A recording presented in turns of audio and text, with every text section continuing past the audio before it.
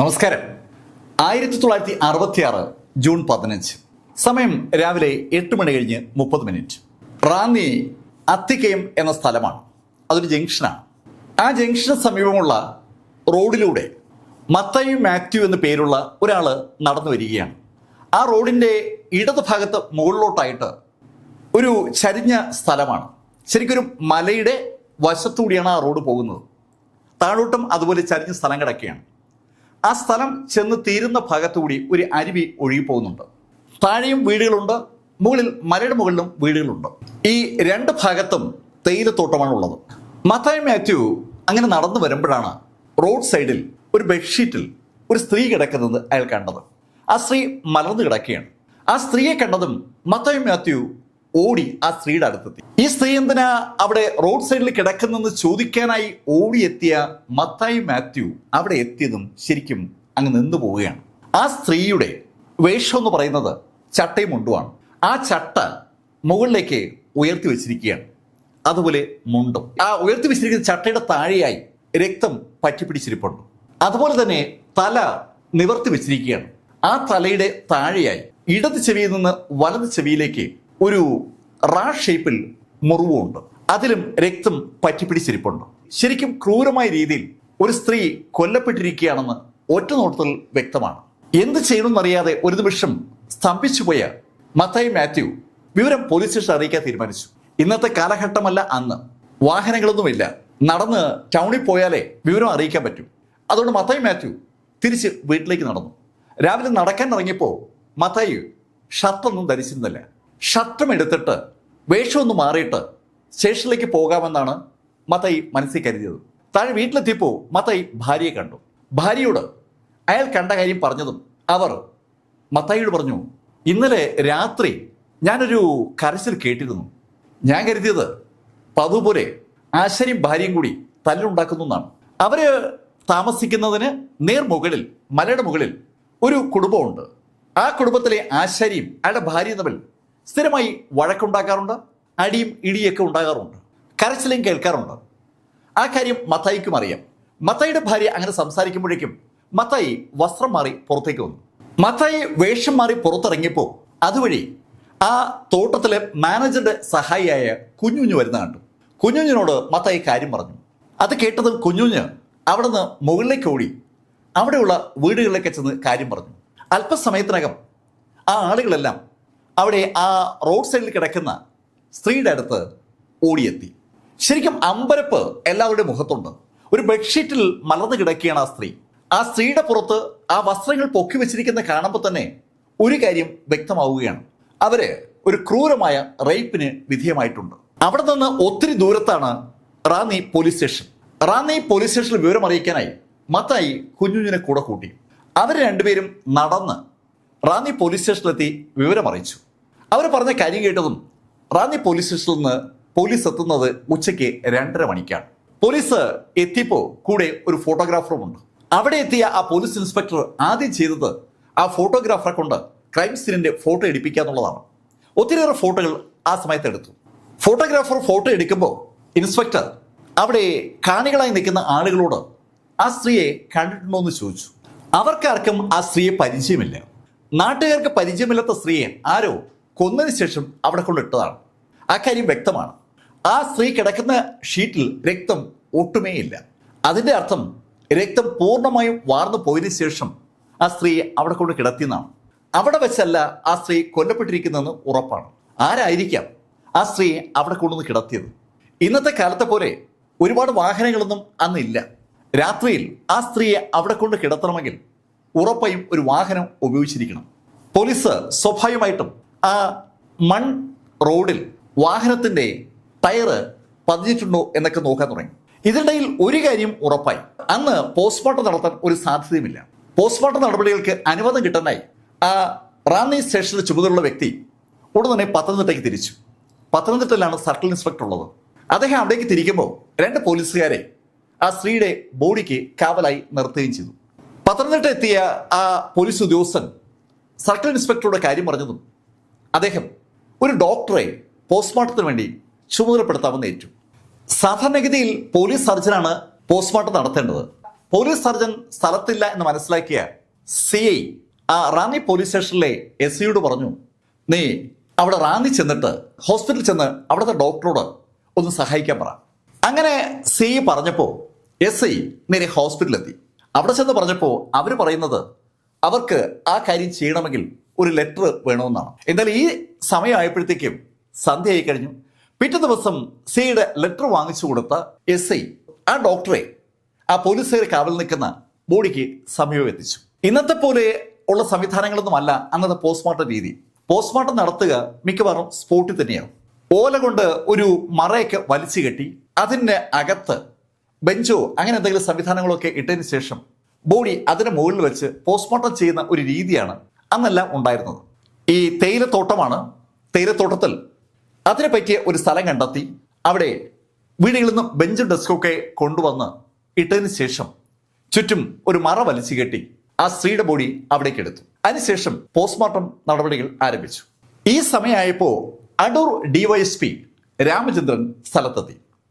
അദ്ദേഹം നമ്മുടെ മലയാറ്റൂർ രാമകൃഷ്ണന്റെ സഹോദരനാണ്. അദ്ദേഹത്തിന്റെ സാന്നിധ്യത്തിലാണ് പോസ്റ്റ്മോർട്ടം നടക്കുന്നത്. പോസ്റ്റ്മോർട്ടം നടത്തിയ ഡോക്ടറുടെ പ്രാഥമിക നിഗമനവും ഉടൻ തന്നെ രാമചന്ദ്രൻ അറിഞ്ഞു.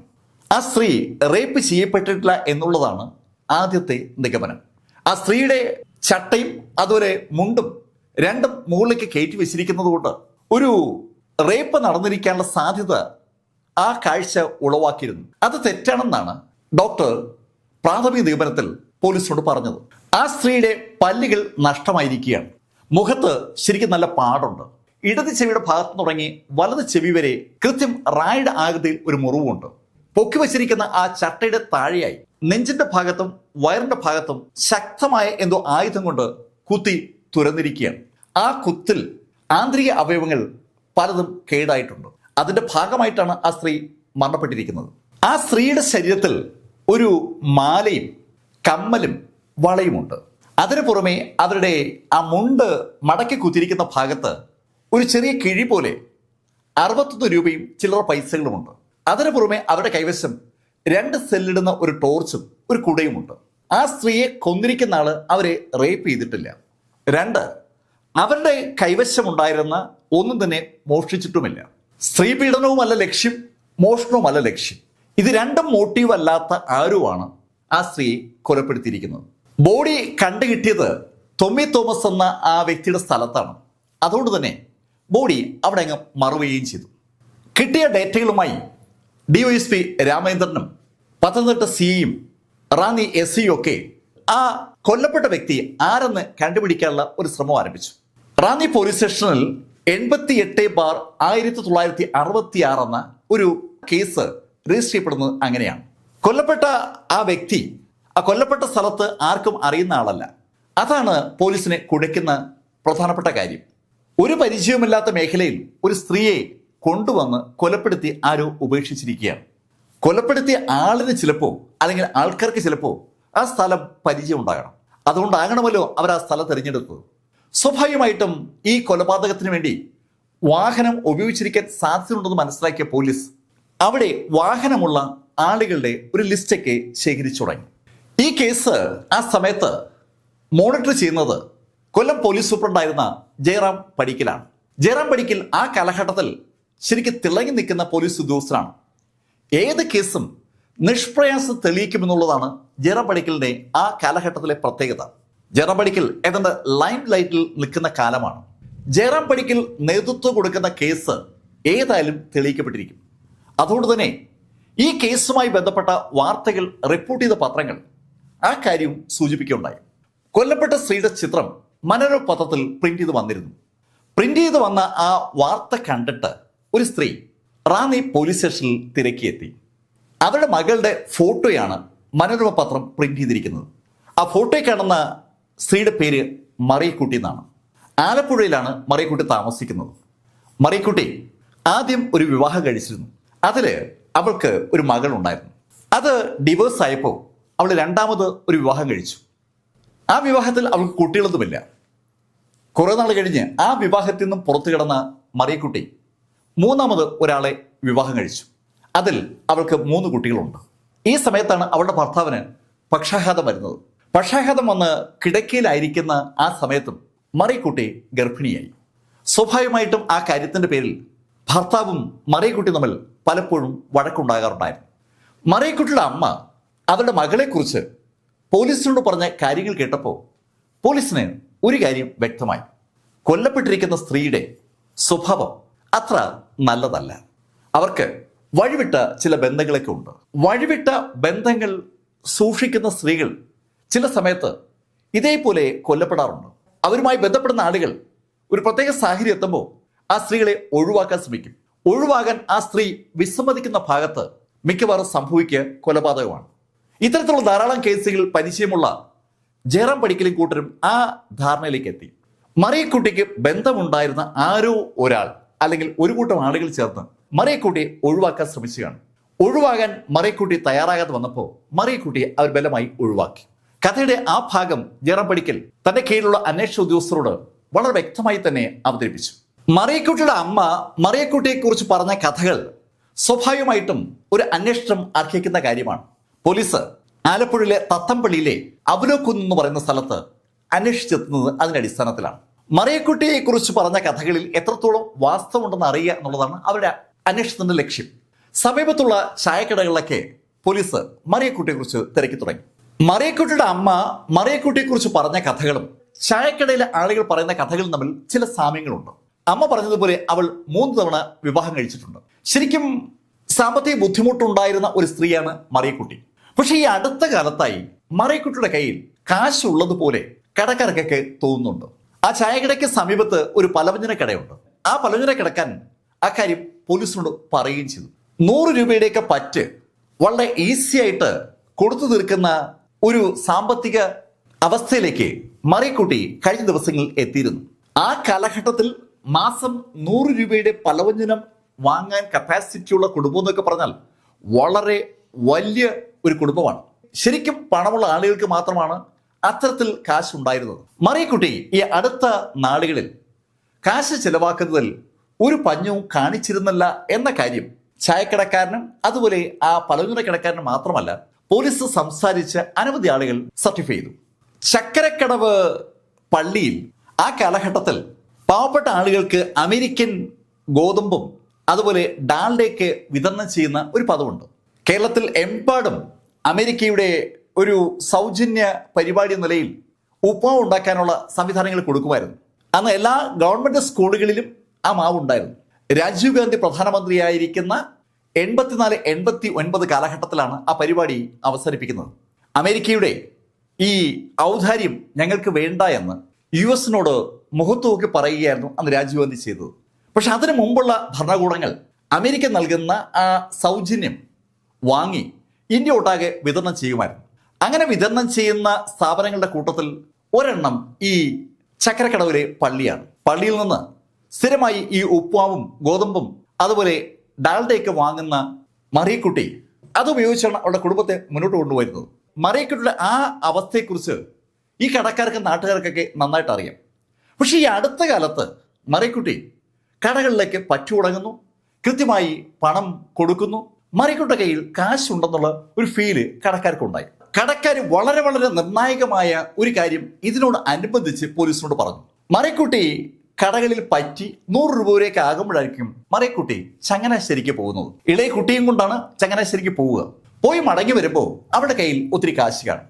ആ കാശ് കൊടുത്താണ് അവള് പറ്റൊക്കെ തീർക്കുക. ചങ്ങനാശ്ശേരിയിലുള്ള ആരോ അവളെ കാര്യമായി സഹായിക്കുന്നുണ്ട്. ആ കാര്യം അറിയാവുന്ന കടക്കാർ അത് പോലീസിനോട് സൂചിപ്പിക്കുകയും ചെയ്തു. മറിയക്കുട്ടിയെ കുറിച്ച് അന്വേഷിക്കാനായി ആലപ്പുഴയിൽ പോയ പോലീസ് ആ വിവരങ്ങൾ മുകളിലോട്ട് റിപ്പോർട്ട് ചെയ്തു.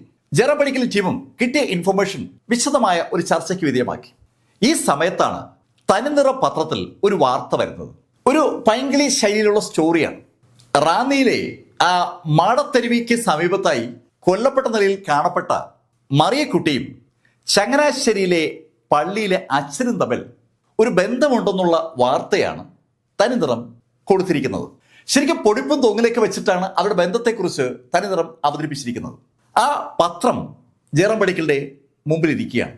പോലീസിന് കിട്ടാത്ത ഒരു ഇൻഫർമേഷൻ തനിനിറത്തിന് കിട്ടിയിരിക്കുകയാണ്. ചങ്ങനാശ്ശേരിയിലേക്ക് മാസത്തിലൊരിക്കൽ പോകുന്ന മറിയക്കുട്ടിക്ക് ചങ്ങനാശ്ശേരിയിൽ നിന്ന് മടങ്ങി വരുമ്പോൾ പണം കിട്ടുമെന്നുള്ള കാര്യം ആലപ്പുഴയിൽ വിവരശേഖരണം നടത്തിയ പോലീസ് ജയറാം പടിക്കലിന് റിപ്പോർട്ട് ചെയ്തിരുന്നു. ആ റിപ്പോർട്ടും തനിനിറത്തിലെ റിപ്പോർട്ടും തമ്മിൽ പൊരുത്തപ്പെടുമ്പോൾ ഒരു വ്യക്തിയിലേക്ക് സ്വാഭാവികമായിട്ടും ജയറാം പടിക്കലിന്റെ ടീമിന്റെ അന്വേഷണം എത്തുകയാണ്. അത് ചങ്ങനാശ്ശേരിയിലുള്ള ഒരു വ്യക്തിയാകണം. ചങ്ങനാശ്ശേരിയിലുള്ള ആ വ്യക്തിയെ കാണാനാണ് എല്ലാ മാസവും മറിയക്കുട്ടി പോകുന്നത്. ആ വ്യക്തി ആരായിരിക്കും? ചങ്ങനാശ്ശേരി ഒരു വലിയ ടൗണാണ്. ആ ടൗണിലുള്ള ആരുമാകാം മറിയക്കുട്ടിക്ക് സഹായം ചെയ്യുന്ന ആള്. പോലീസ് മറിയക്കുട്ടിയുടെ വീട്ടുകാരോട് കാര്യങ്ങൾ തിരക്കാൻ ആരംഭിക്കുന്നത് ആ നിമിഷത്തിലാണ്. മറിയക്കുട്ടി ചങ്ങനാശ്ശേരിയിൽ ആരെ കാണാനാണ് പോകുന്നതെന്നുള്ള വിവരമാണ് അവർക്കറിയേണ്ടത്. അധികം അന്വേഷിക്കും മുമ്പ് തന്നെ പോലീസിന് വിവരം കിട്ടി. ചങ്ങനാശ്ശേരിയിൽ അവൾ പോകുന്നത് ഒരു പള്ളിയിലാണ്. അവൾ ഏത് പള്ളിയിലാണ് പോകുന്നതെന്നുള്ള കാര്യം പോലീസിന് അറിയാൻ പറ്റി. ആ വിവരം അറിഞ്ഞ പോലീസ് സംഘം അത് ജയറാം പടിക്കലിന് റിപ്പോർട്ട് ചെയ്തു. ജയറാം പടിക്കലും DSP രാമചന്ദ്രനും സിയും SIയും അടങ്ങിയ ആ ടീം അടുത്ത പരിപാടി ആലോചിച്ചു. അതിന്റെ അടിസ്ഥാനത്തിൽ മറിയക്കുട്ടിയുടെ മരണവുമായി ബന്ധപ്പെട്ട ചില കാര്യങ്ങൾ അറിയാനുണ്ട് എന്ന പേര് പറഞ്ഞ് ചങ്ങനാശ്ശേരിയിലെ പള്ളിയിൽ നിന്ന് ഒരു വൈദികനെ പോലീസ് കൊല്ലത്തേക്ക് കൊണ്ടുവന്നു. പോലീസ് സൂപ്രണ്ട് ജയറാം പടിക്കലിന്റെ അടുത്തേക്കാണ് ആ വൈദികനെ കൊണ്ടുവന്നത്. സ്വാഭാവികമായിട്ടും അത് ഒരു വാർത്തയായി പിറ്റേ ദിവസം പത്രങ്ങളിലേക്ക് വരികയാണ്. മാടത്തരുവി കൊലക്കേസ് ഒരു പുതിയ വഴിത്തിരിവിലേക്ക്. അങ്ങനെയാണ് തനിനിറം ആ വാർത്തയ്ക്ക് കൊടുത്ത ഹെഡിങ്. ചങ്ങനാശ്ശേരിയിലെ വൈദികനെ മാടത്തരുവി കൊലക്കേസുമായി ബന്ധപ്പെട്ട് പോലീസ് ചോദ്യം ചെയ്യാനായി കൊല്ലത്തെ പോലീസ് ക്ലബിലേക്ക് വിളിച്ചു വരുത്തിയിരിക്കുകയാണ്. കൂടുതൽ ഡീറ്റെയിൽസുമായി ഞങ്ങൾ നാളെ വീണ്ടും വരുമെന്നൊക്കെയുള്ള ഒരു ശൈലിയിലാണ് തനിനിറത്തിന്റെ ആ വാർത്ത അവസാനിക്കുന്നത്.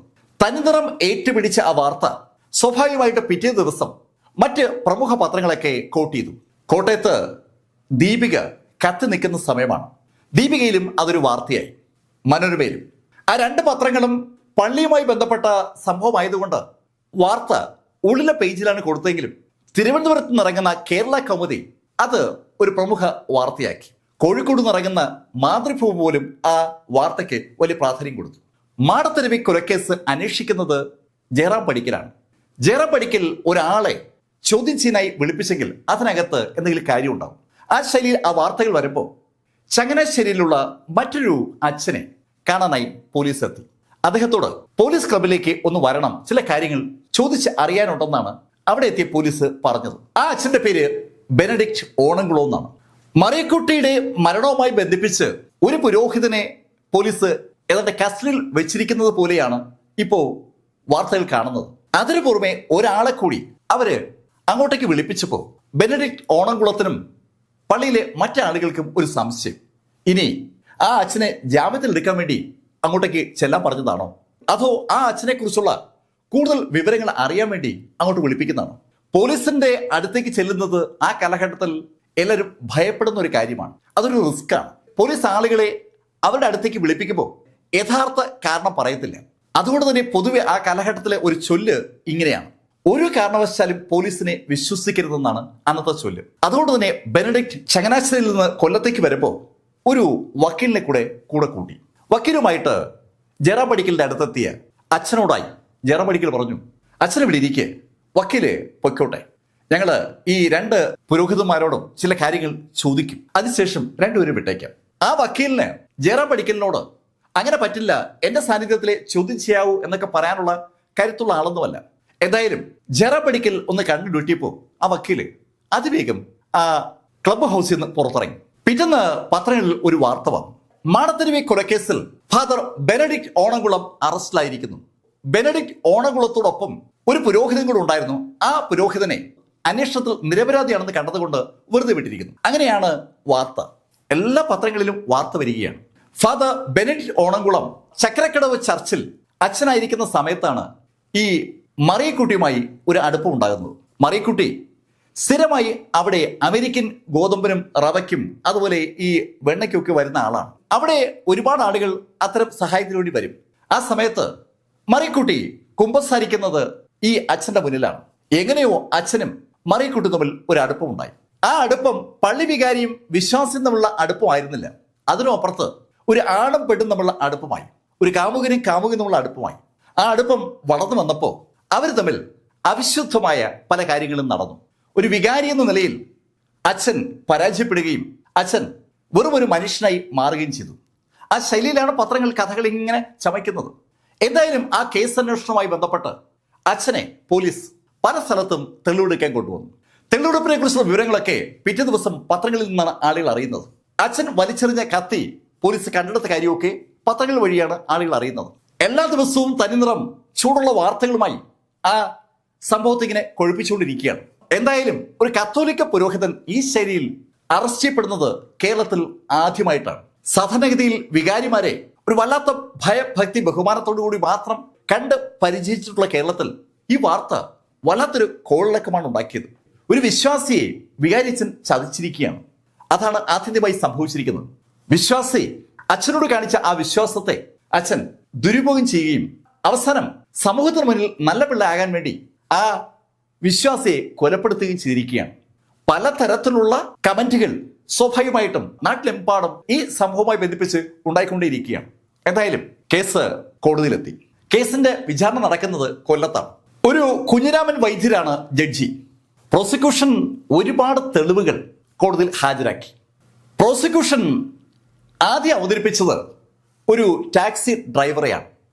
അയാളുടെ കാറിൽ തിരുവല്ലയിൽ നിന്ന് മന്ദമരുതി ജംഗ്ഷനിലേക്ക് രാത്രിയിൽ ബെനഡിക്ട് ഓണംകുളം വരുമ്പോൾ അയാൾക്കൊപ്പം ഈ മറിയക്കുട്ടി ഉണ്ടായിരുന്നു. അവർ രണ്ടുപേരെയും മന്ദമരുതി ജംഗ്ഷൻ വരെ കൊണ്ടാക്കിയത് ചാക്കോ എന്ന ടാക്സി ഡ്രൈവറാണ്. അയാളത് കോടതിയിൽ പറയുകയും ചെയ്തു.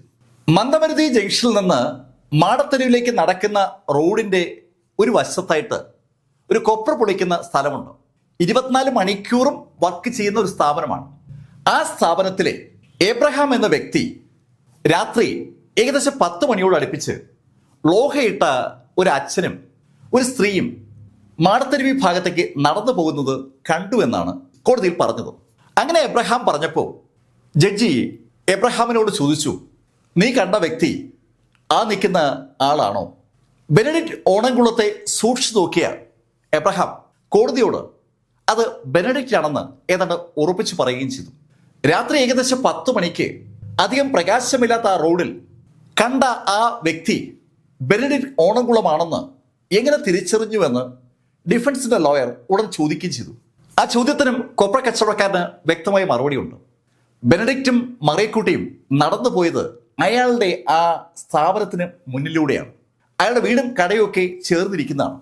അവിടെ ആവശ്യത്തിന് പ്രകാശം ഉണ്ടായിരുന്നു. ആ പ്രകാശത്തിൽ ഞാൻ വ്യക്തമായിട്ടും ബെനഡിക്റ്റ് ഓണംകുളത്തെ കണ്ടു എന്ന് തന്നെ എബ്രഹാം എന്ന ആ കൊപ്ര കച്ചവടക്കാരൻ കോടതിയിൽ ഡിഫൻസിന്റെ ചോദ്യത്തിന് മറുപടിയായി പറയുകയും ചെയ്തു. മൂന്നാമതും പ്രോസിക്യൂഷൻ ഹാജരാക്കിയത് ഒരു സാക്ഷി കൂടിയാണ്, ഒരു സാഹചര്യ സാക്ഷി. അത് റാഹേലമ്മ എന്ന ഹോസ്പിറ്റൽ ജീവനക്കാരിയാണ്. അവര് രാത്രി 11:45 റാന്നി ഹോസ്പിറ്റലിൽ നിന്ന് അവരുടെ വീട്ടിലേക്ക് വരുമ്പോൾ ഈ മാടത്തെരുവി ഭാഗത്ത് നിന്ന് അച്ഛൻ മന്ദമരുതി ജംഗ്ഷനിലേക്ക് ഒറ്റയ്ക്ക് നടന്നു വരുന്നതാണ് കണ്ടത്.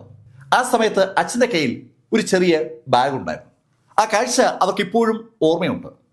അതങ്ങനെ തന്നെ അവർ കോടതിയിൽ പറയുകയും ചെയ്തു.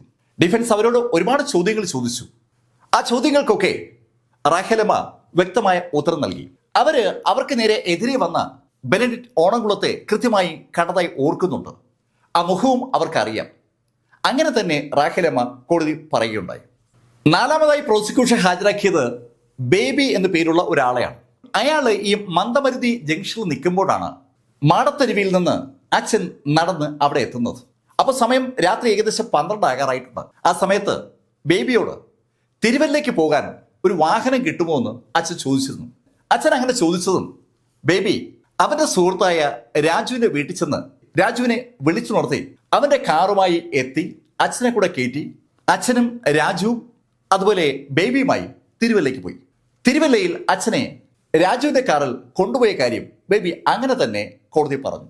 പ്രോസിക്യൂഷന്റെ ആ സാക്ഷിയെ വിശദമായി ഡിഫൻസ് ചോദ്യം ചെയ്തെങ്കിലും അവർക്ക് ഒരു ലീഡും അതിൽ നിന്ന് ഉണ്ടാക്കാൻ പറ്റിയില്ല.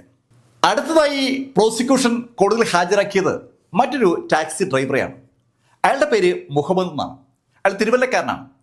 അയാളുടെ കാറിലാണ് തിരുവല്ലയിൽ നിന്ന് അച്ഛൻ ചങ്ങനാശ്ശേരിക്ക് ആ രാത്രി യാത്ര ചെയ്തത്. പിറ്റേന്ന് രാവിലെ 4:45 ആകുമ്പോഴാണ് ചങ്ങനാശ്ശേരിയിൽ മുഹമ്മദ് അച്ഛനെ എത്തിച്ചത്.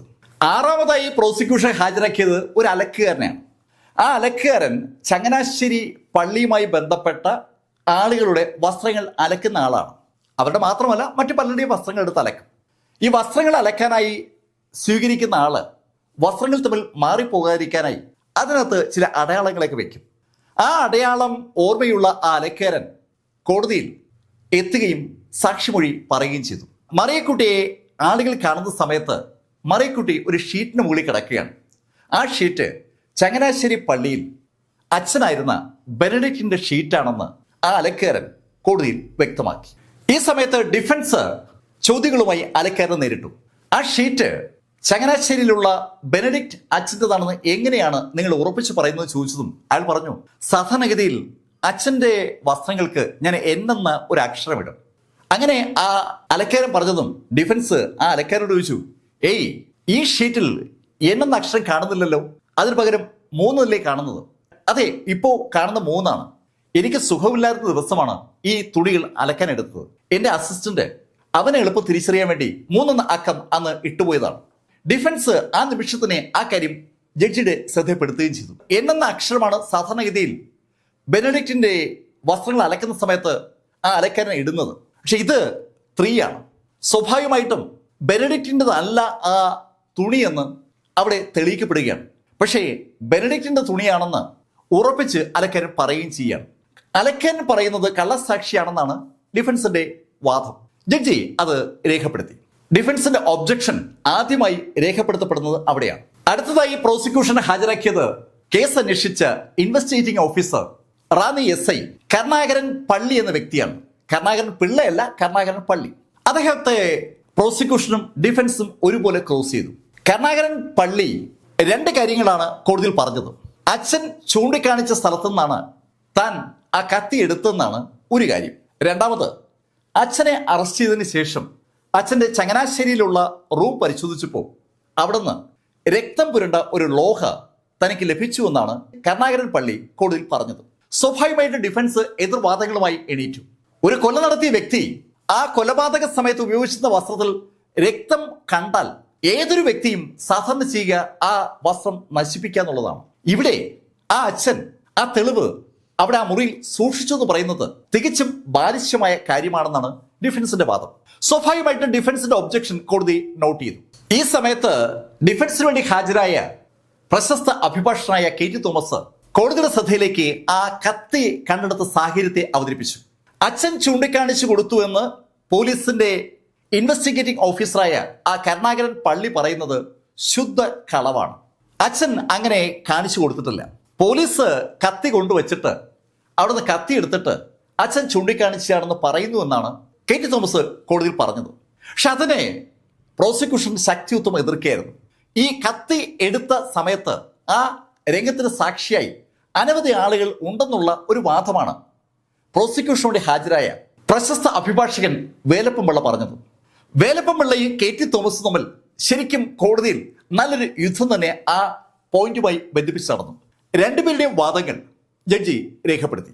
KT തോമസ് വളരെ വിശദമായ പഠനം ഈ കേസുമായി ബന്ധിപ്പിച്ച് നടത്തിയിരുന്നു. അദ്ദേഹം പ്രോസിക്യൂഷന്റെ വാദങ്ങളെ പൊളിച്ചെടുക്കത്തക്ക ശരിയിൽ അനവധി കാര്യങ്ങൾ കോടതിയിൽ അവതരിപ്പിക്കുന്നത് ഈ നിമിഷത്തിലാണ്.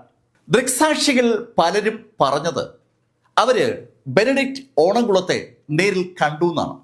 അമാവാസിക്ക് 3 ദിവസം മുമ്പാണ് ഈ സംഭവം നടക്കുന്നത്.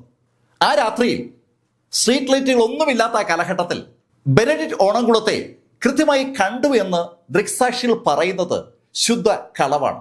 അതാണ് KT തോമസിന്റെ വാദം. അതുമാത്രമല്ല, മറിയക്കുട്ടിയുടെ ഡെഡ് ബോഡി കാണുന്നത് 1966 ജൂൺ 15-നാണ്. ആഗസ്റ്റ് മാസത്തിന്റെ അവസാനമാണ് ബെനഡിക്റ്റ് ഓണംകുളത്തെ പോലീസ് അറസ്റ്റ് ചെയ്യുന്നത്. അതിനും ശേഷമാണ് ആ കത്തി പോലീസ് കണ്ടെടുക്കുന്നത്. സ്വാഭാവികമായിട്ടും ഏകദേശം 2.5 മാസക്കാലം കത്തി മഴയും വെയിലുമേറ്റ് ഒരു സ്ഥലത്ത് കിടക്കുകയായിരുന്നു. ആ കത്തി കണ്ടെടുക്കുമ്പോൾ അതിനകത്ത് ചോരയുടെ അംശമേ ഉണ്ടായിരുന്നില്ല.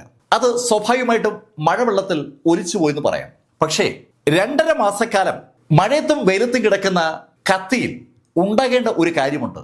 അത് തുരുമ്പാണ്. തുരുമ്പിന്റെ കണിക പോലും ആ കത്തിയിൽ ഉണ്ടായിരുന്നില്ല.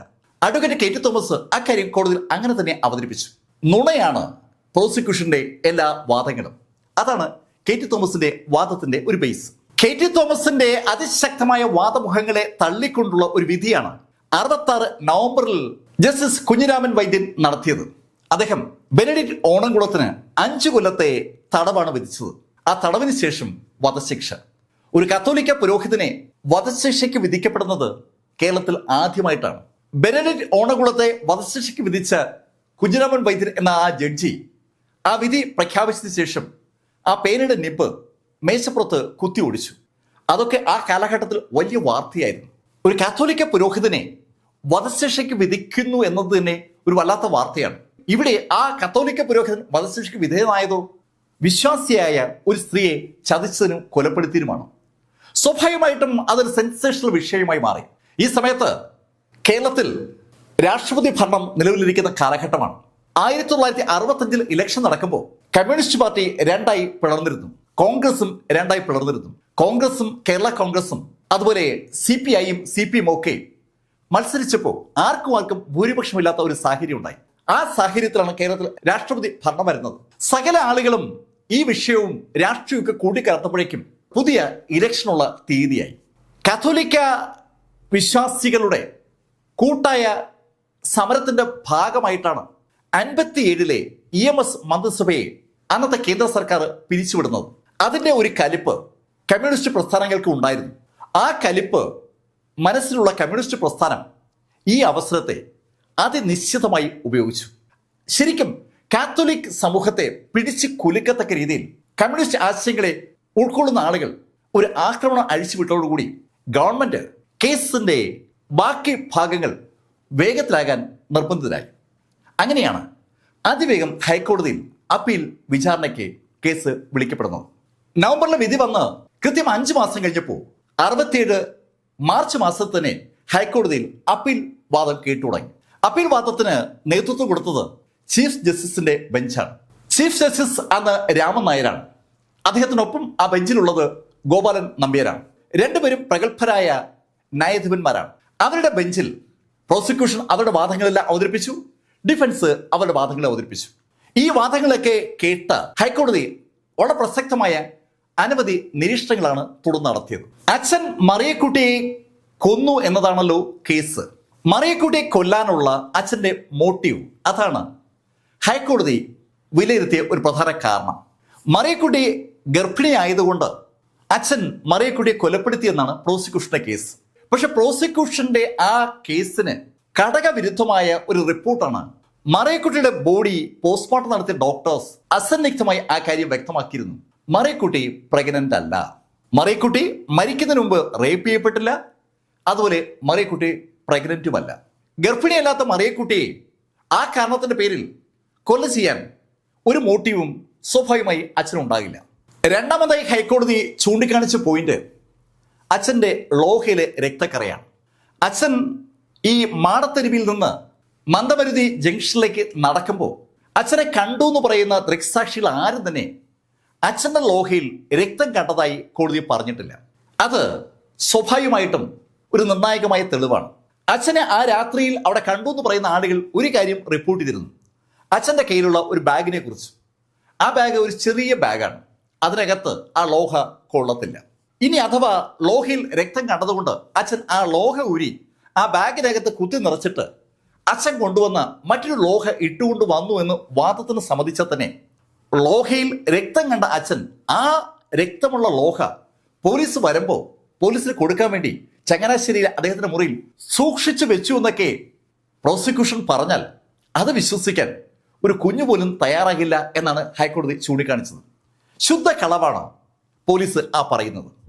മൂന്നാമത്തെ പോയിന്റ് ശരിക്കും സാഹചര്യ തെളിവുകളുമായി ബന്ധിപ്പിച്ച് ഹൈക്കോടതി ചോദിച്ചതാണ്. ഈ മറിയക്കുട്ടി കിടന്ന സ്ഥലം അച്ഛന് അറിയാവുന്ന സ്ഥലമാണ്.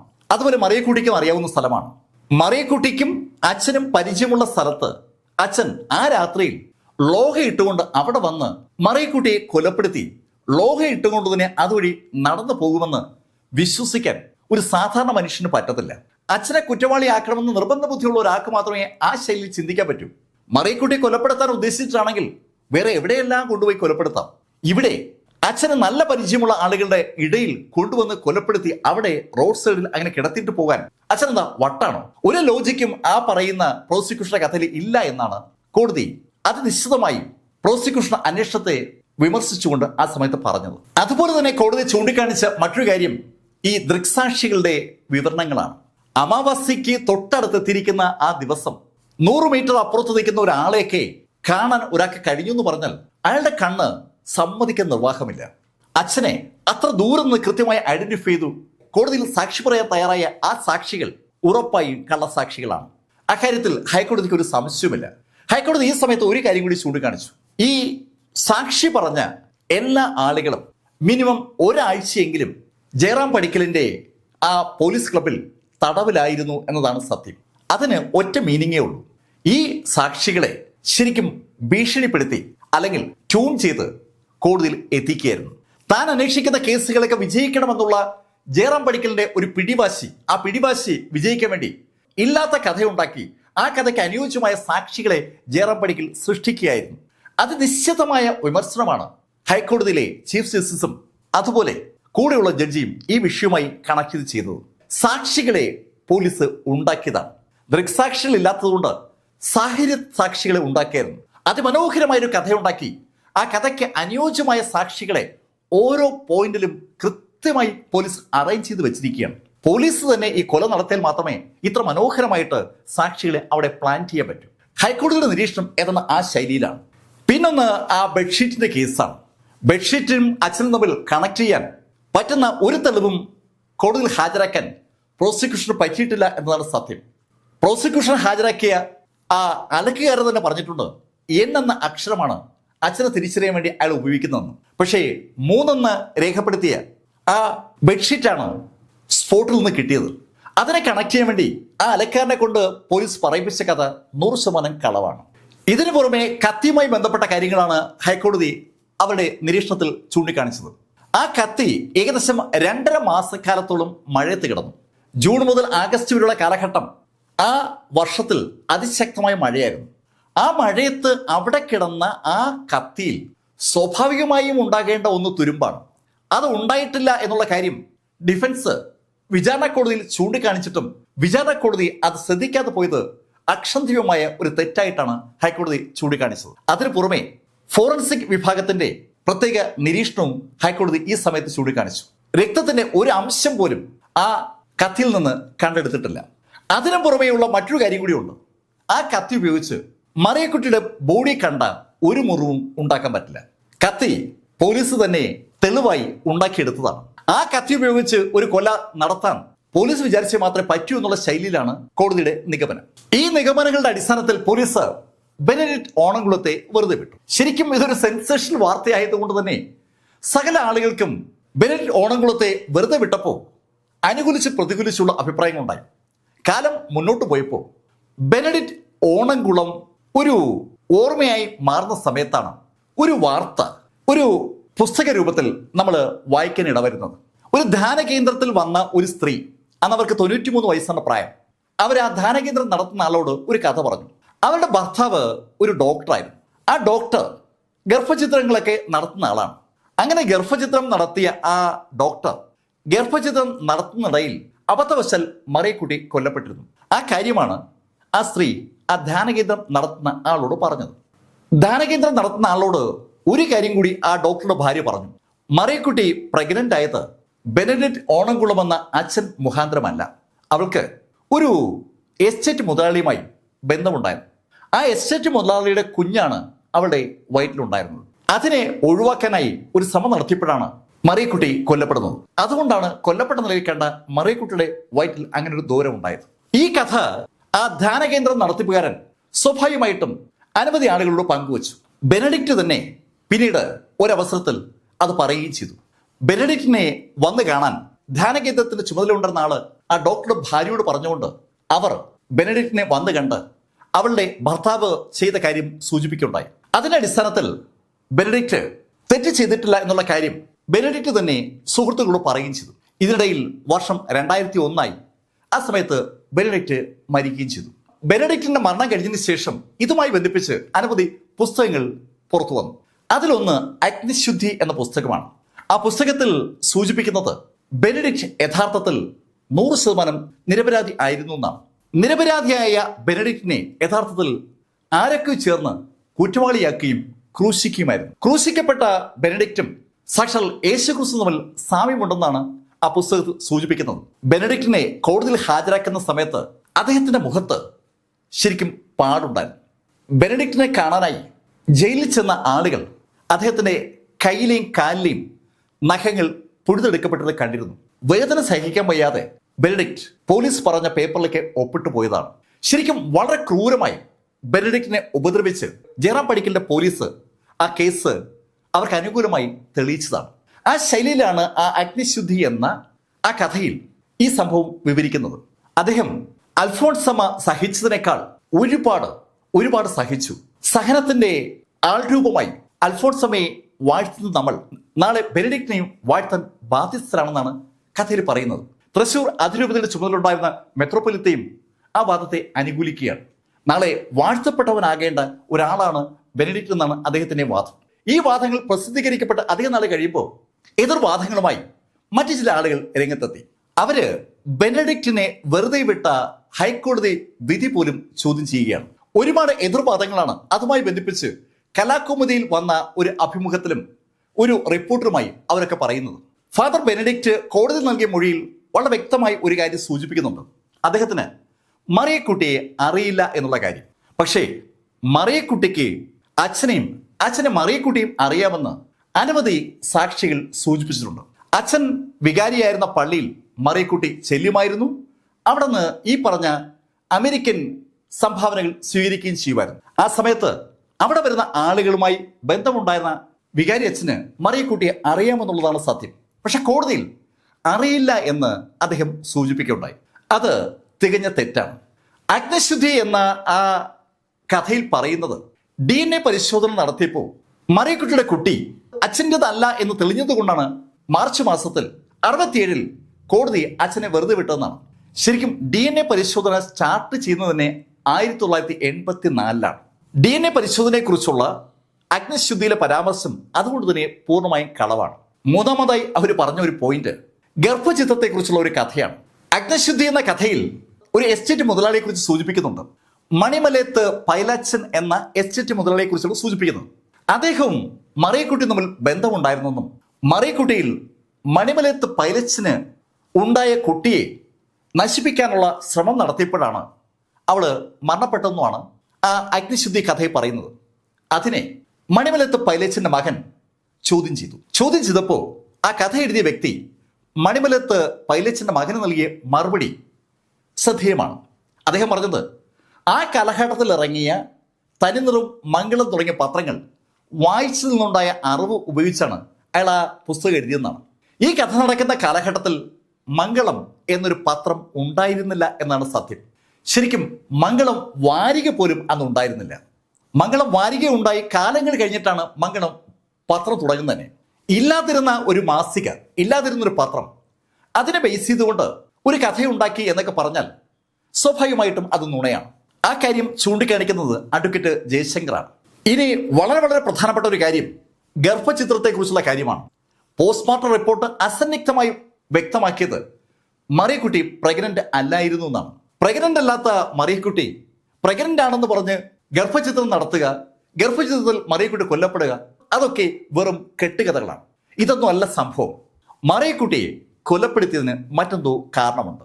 ആ കാരണങ്ങളിൽ ഫാദർ ബെനഡിക്റ്റിന് അറിഞ്ഞോ അറിയാതെയോ ബന്ധമുണ്ടെന്നാണ് കലാകൗമുദിയുടെ ആ ലേഖനത്തിലെ അഭിപ്രായങ്ങൾ പങ്കുവയ്ക്കുന്ന ആളുകൾ സൂചിപ്പിക്കുന്നത്. പക്ഷെ അഗ്നിശുദ്ധിയിൽ പറയുന്നത് അഗ്നിശുദ്ധി നടത്തി ശരിക്കും തന്റെ വിശുദ്ധി തെളിയിച്ച വ്യക്തിയാണ് ഫാദർ ബെനഡിക്റ്റ് എന്നാണ്. കത്തോലിക്ക സഭ വിശുദ്ധമരെ സൃഷ്ടിക്കുന്ന ഒരു ബിസിനസ്സാണ് ചെയ്യുന്നതെന്നാണ് അതിന് മറുവാദം ഉന്നയിക്കുന്ന ആളുകൾ പറയുന്നത്.